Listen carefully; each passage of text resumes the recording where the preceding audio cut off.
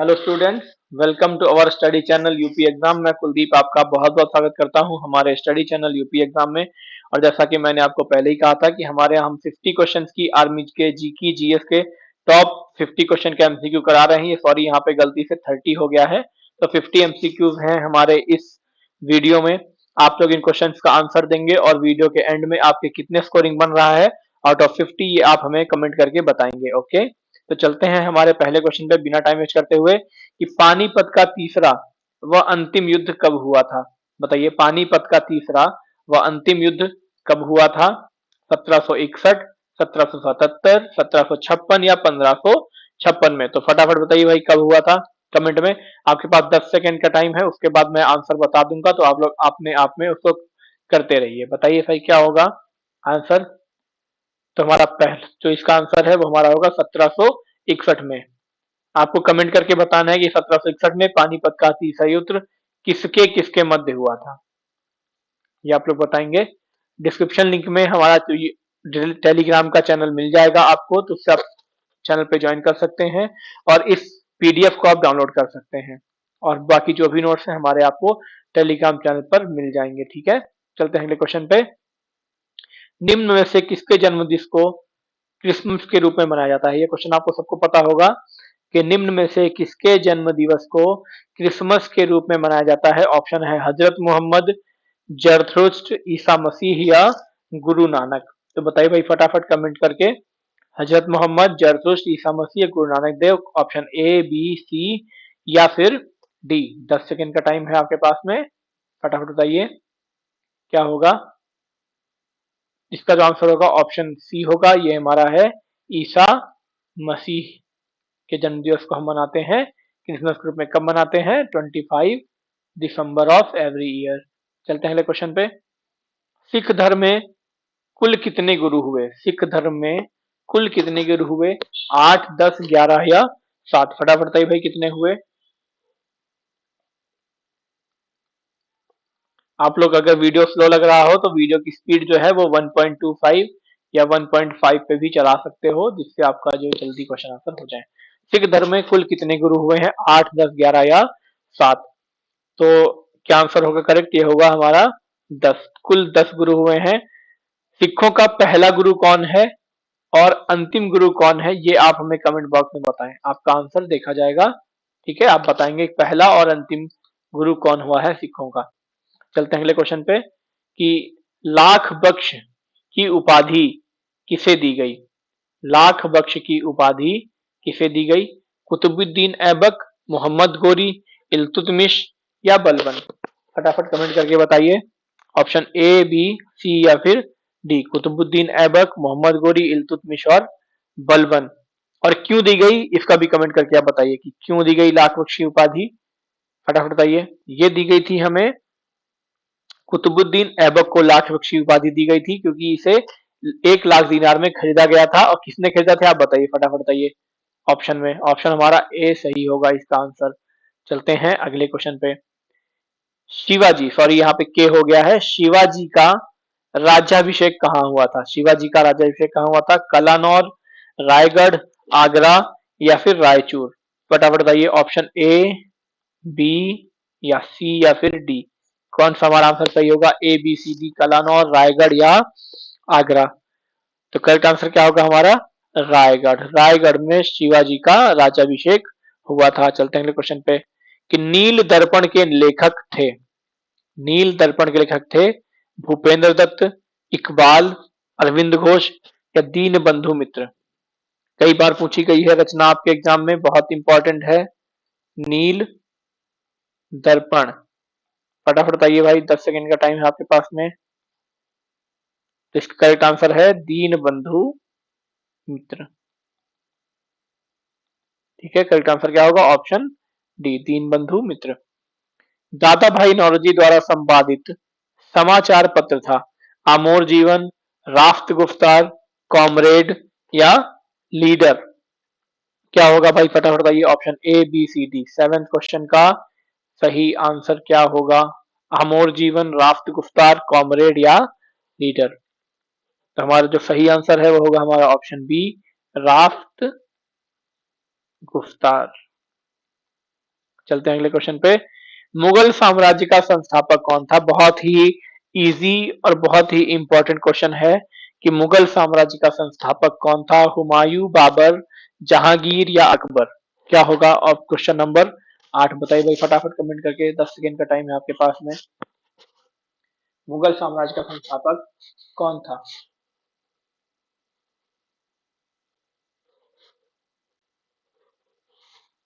फटाफट बताइए भाई, मुगल साम्राज्य का संस्थापक कौन था? तो कौन है हमारा करेक्ट आंसर? क्या होगा? बाबर। बाबर के बाद में कौन आता है भाई? हुमायूं। फिर कौन आएगा? फिर अकबर आएगा, है ना। चलते हैं अगले क्वेश्चन पे।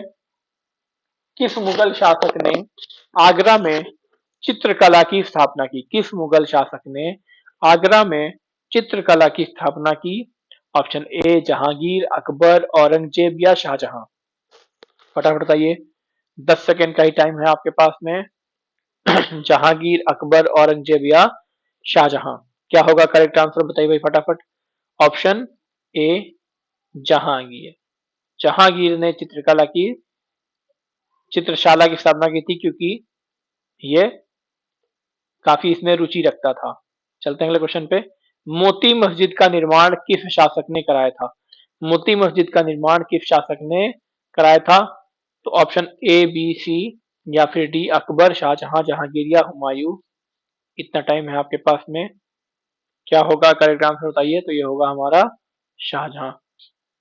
कमेंट बॉक्स में बताएं कि मोती मस्जिद कहाँ है। मोती मस्जिद कहाँ है? निर्माण तो हमने बता दिया है, पर कहाँ है ये आप बताइए कमेंट बॉक्स में। चलते हैं अगले क्वेश्चन पे। निम्न में से किसे प्रकाश के त्योहार के नाम से जाना जाता है? निम्न में से किसे प्रकाश के त्योहार के नाम से जाना जाता है? दीपावली, क्रिसमस, होली या ईद उल फितर? क्या होगा? फटाफट बताइए भाई। ऑप्शन ए, बी, सी या फिर डी? करेक्ट आंसर क्या होगा हमारा? Option A Deepawali. ये प्रकाश का त्योहार है और होली हमारा रंगों का त्योहार है। चलते हैं अगले क्वेश्चन पे कि कुंभ का आयोजन निम्न में से कहाँ किया जाता है? कुंभ का आयोजन निम्न में से कहाँ किया जाता है? हरिद्वार, उज्जैन, नासिक या फिर ये सभी? फटाफट बताइए भाई क्या होगा? इस क्वेश्चन का आंसर क्या होगा?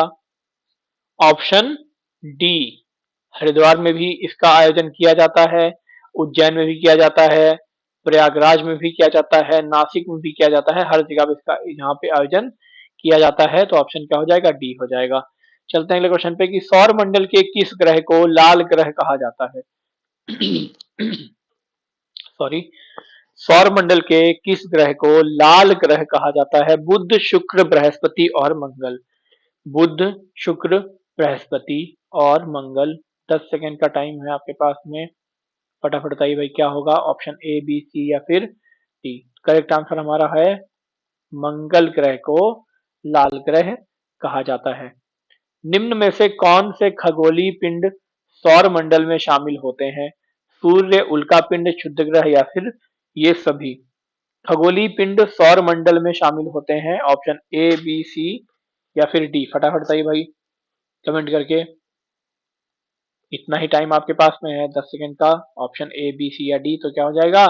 खगोलीय पिंड में हमारे सूर्य भी शामिल होता है, उल्का पिंड भी शामिल होता है और शुद्ध ग्रह भी शामिल होता है। तो हमारा आंसर क्या हो जाएगा?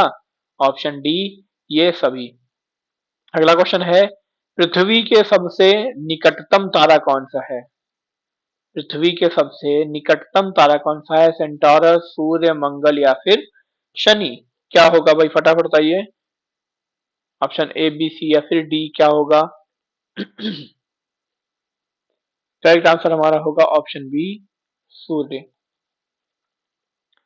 निम्न में से कौन सा ग्रह सूर्य से सबसे दूर स्थित है? Question number 16। निम्न में से कौन सा ग्रह सूर्य से सबसे दूर स्थित है? अरुण, शुक्र, बृहस्पति और वरुण? क्या होगा भाई करेक्ट आंसर? क्या होगा? सबसे दूर कौन सा है बताइए। सूर्य से पूछ रहा है, पृथ्वी से बात नहीं कर रहा है, सूर्य से दूर पूछ रहा है। तो क्या होगा हमारा करेक्ट आंसर? ये हो जाएगा वरुण। वरुण जो है सूर्य से सबसे दूर स्थित है।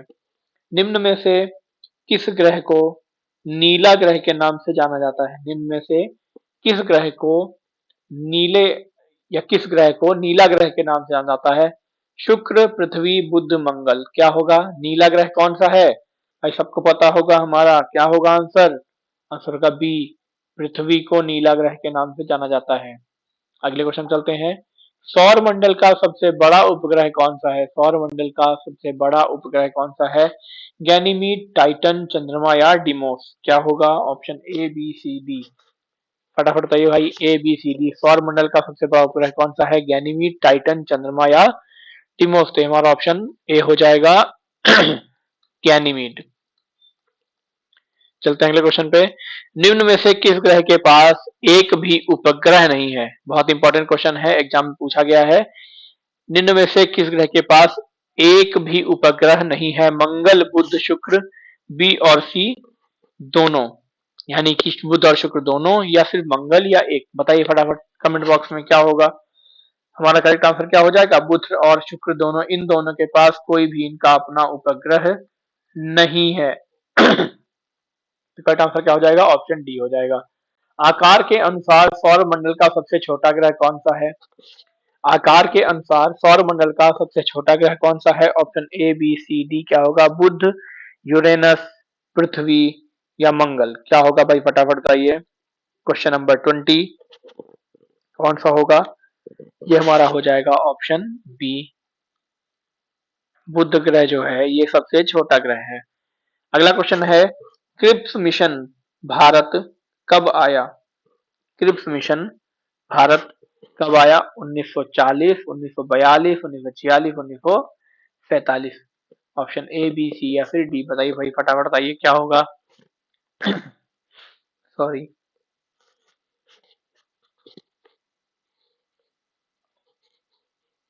फटाफट बताइए भाई, 10 सेकंड का टाइम है। ऑप्शन है हमारा सही, ये होगा 1942 में क्रिप्स मिशन भारत आया था। चलते हैं अगले क्वेश्चन पे।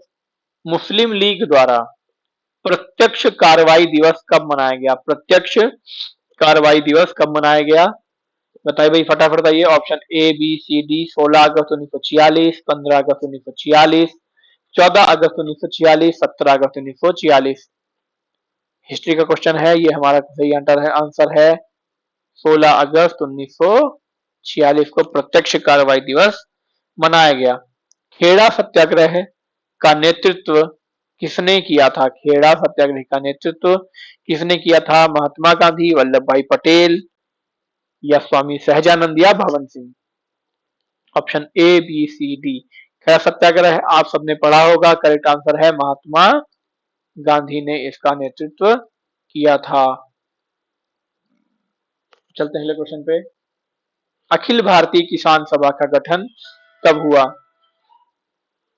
अखिल भारतीय किसान सभा का गठन कब हुआ था? वर्ष 1925 में, 1930 में, 1936 में या 1940 में?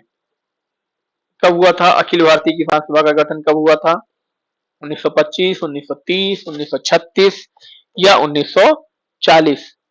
हमारा करेक्ट आंसर क्या हो जाएगा? 1936 में हमारा हुआ था अखिल भारतीय किसान सभा का गठन। चलते हैं अगले क्वेश्चन में। कौन अवध किसान सभा से संबंध थे? इनमें से कौन अवध किसान सभा से संबद्ध थे? कंपाराम, गौर शंकर, मदन मोहन मालवीय या बाबा रामचंद्र। क्या होगा करेक्ट आंसर? हमारा किसान सभा से संबंध थे, उनका नाम था बाबा रामचंद्र। Option D.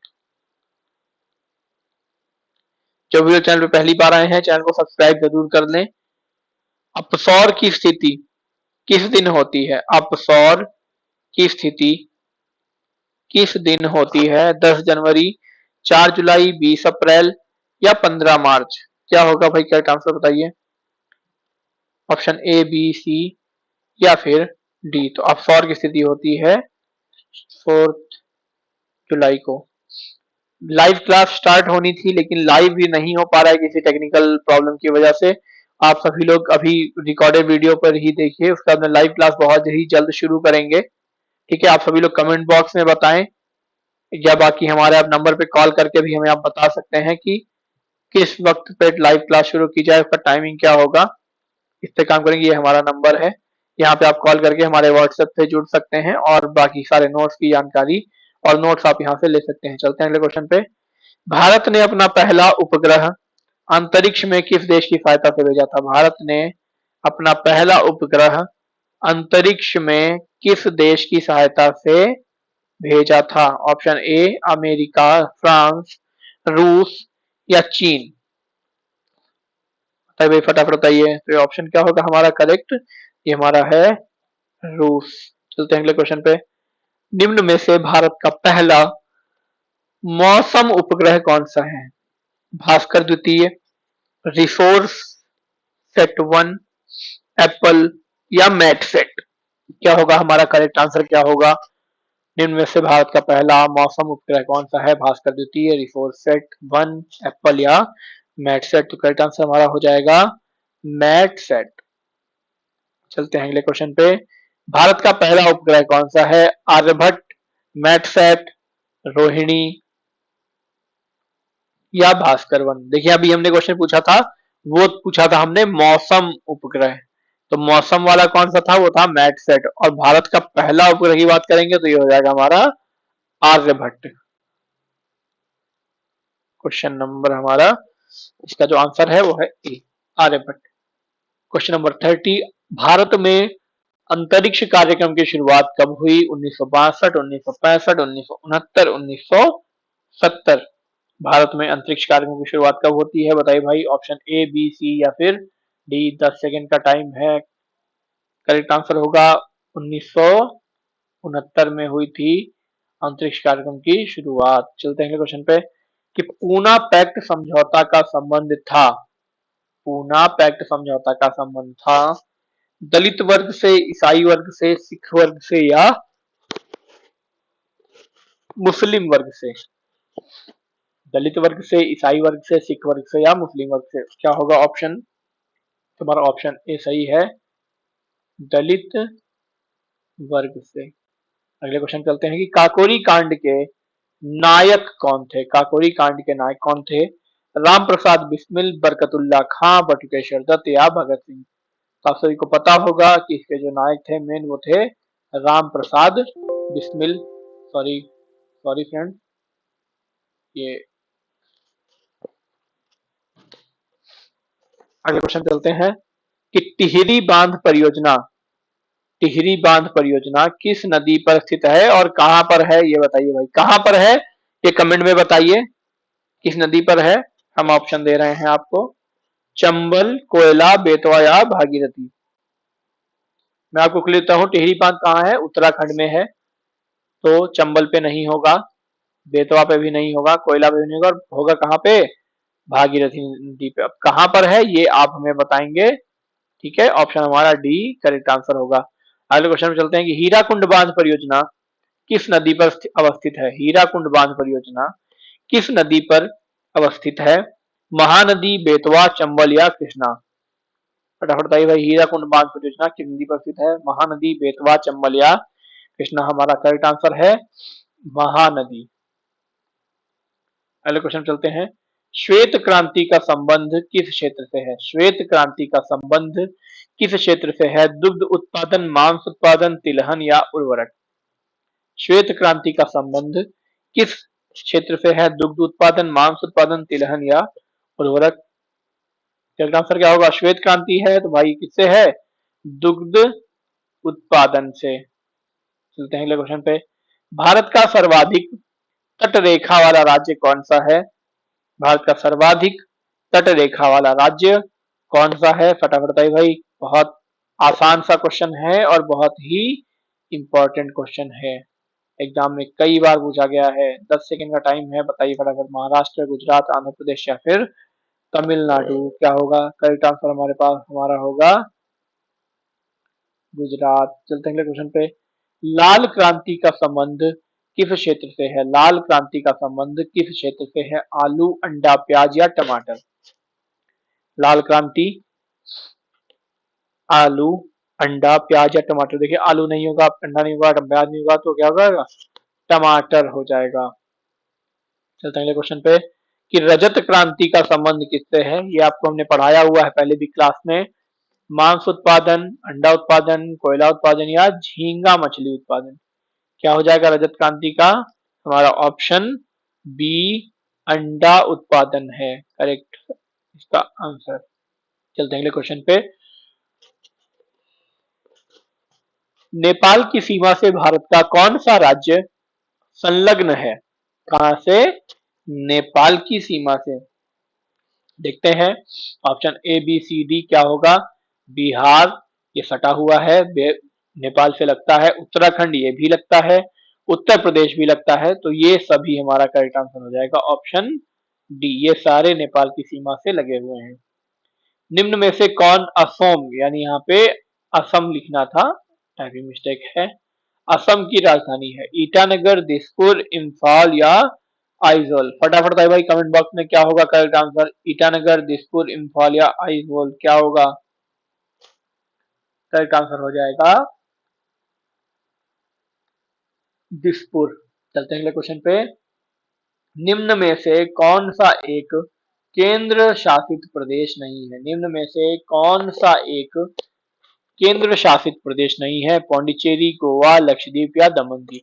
बताइए भाई फटाफट बताइए कौन सा केंद्र शासित प्रदेश नहीं है। देखिए पौंडीचेरी है, गोवा नहीं है, लक्षद्वीप है और दमन दीव भी है। केंद्र शासित यानी कि यूटी, यूनियन टेरिटरी। तो गोवा को छोड़ के बाकी सारे हैं। तो करेक्ट आंसर क्या हो जाएगा हमारा? Goa, option B. चलते हैं अगले क्वेश्चन पे कि भारतीय संविधान में कितनी अनुसूचियां हैं? भारतीय संविधान में कितनी अनुसूचियां हैं? 6, 7, 10 या फिर 12। तभी फटाफट बताइए कमेंट करके क्या होगा। और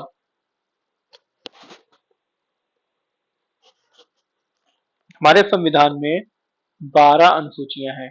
कितने भाग हैं? कमेंट बॉक्स में आप बताइए भाई फटाफट कितने भाग हैं और कितने अनुच्छेद हैं। कमेंट बॉक्स में बताएं कितने भाग हैं कितने अनुच्छेद हैं। भारतीय संविधान सभा का गठन कब हुआ था?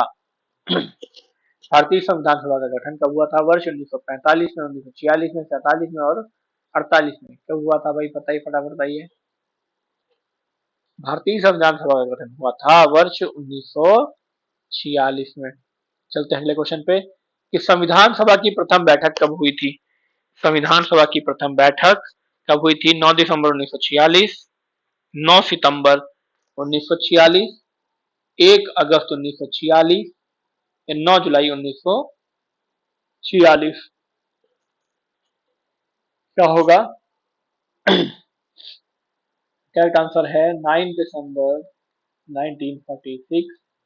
इस दिन हुई थी संविधान सभा की पहली बैठक। चलते हैं अगले क्वेश्चन पे। निम्नलिखित में से कौन संविधान सभा के अस्थायी अध्यक्ष थे? निम्नलिखित में से कौन संविधान सभा के अस्थायी अध्यक्ष थे? सरदार वल्लभ भाई पटेल, राजेंद्र प्रसाद, डॉक्टर सत्येंद्र सिन्हा या पंडित जवाहरलाल नेहरू। अस्थायी अध्यक्ष कौन थे? ये थे option C doctor Sachchidanand Sinha. चलते हैं अगले क्वेश्चन पे। निम्न में से किन्हें संविधान सभा का स्थायी अध्यक्ष चुना गया था? H C Mukherjee, Jawaharlal Nehru, doctor Sachchidanand Sinha, doctor Rajendra Prasad. बताइए भाई कमेंट में करेक्ट आंसर।